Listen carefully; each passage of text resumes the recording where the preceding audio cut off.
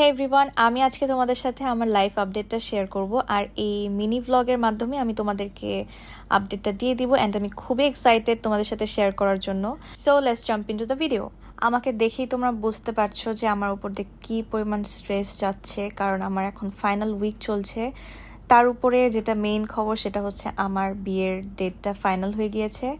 আমার যেহেতু আক্ট হয়ে গিয়েছিল, সো আমার কিন্তু বিয়ের প্রোগ্রামটা এখনো বড় করে করা হয়নি। আমাদের ইচ্ছা ছিল যে 2025 সালের মধ্যেই প্রোগ্রামটা করে ফেলার।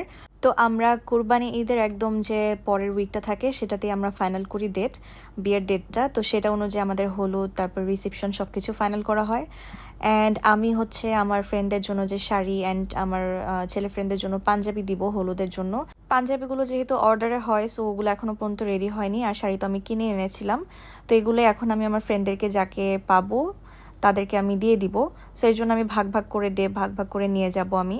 তো এরপরে হচ্ছে আমি আমার বেস্ট রোজার সাথে যে একটু বসে পড়লাম। ও এখানে ওর কুইজের প্রিপারেশন নিচ্ছিল, আর আমি এখানে ক্লাসে যাওয়ার আগে ওর সাথে একটু টাইম স্পেন্ড করে একটু গল্প টল্প করে যাচ্ছিলাম।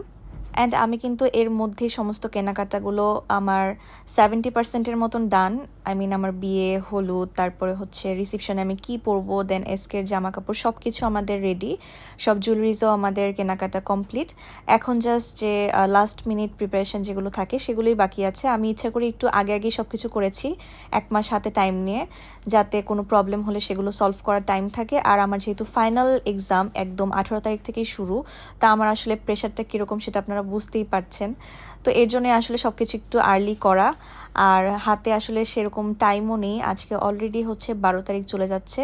সো আমার হলুদ যেহেতু 11 তারিখে, সো হাতে আসলে 1 মাসেরও কম সময় বাকি আছে।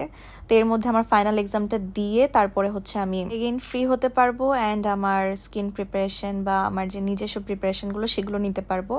তো যাই হোক, মাঝখানে কিন্তু আমার 2 ঘন্টার একটা ল্যাবও ছিল। সো ল্যাব শেষ করে তারপরে আমার একটা ফ্রেন্ডকে আমি কার্ড দিতাম। সো ওর জন্য ওয়েট করে তারপর ওকে কার্ডটা পৌঁছে দিয়ে তারপর আমি বের হয়ে যাবো এখন ভার্সিটি থেকে। আমি সেই 11টার সময় এসে 5:30টার দিকে ভার্সিটি থেকে বের হয়েছি। আর এই যে ক্যাম্পাসের সামনে তো প্রতিদিন অনেক ভিড় থাকে, আর গাড়িকে আমি বলেছিলাম যে ক্যাম্পাসে ঢোকার দরকার নেই, কারণ ওই সময়টা অনেক জ্যাম হয়ে যায় ভিতরে।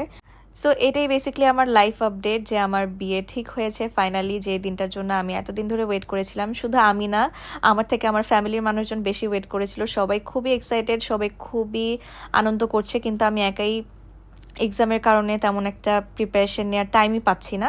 সো ইনশাল্লাহ এক্সাম শেষ হয়ে যাওয়ার পর আমি সব কিছু ঠিকঠাক মতন করব। আর বাসায় আসার পরে কিন্তু বাসায় চলে আসলো হচ্ছে আমাদের ইভেন্টের লোক, যে কিনা আমাদের বিয়ের দিনে সমস্ত কাজ করবে পিএসসিতে। সো এটাই ছিল আমার আজকের মতন ব্লগ। আল্লাহ হাফেজ।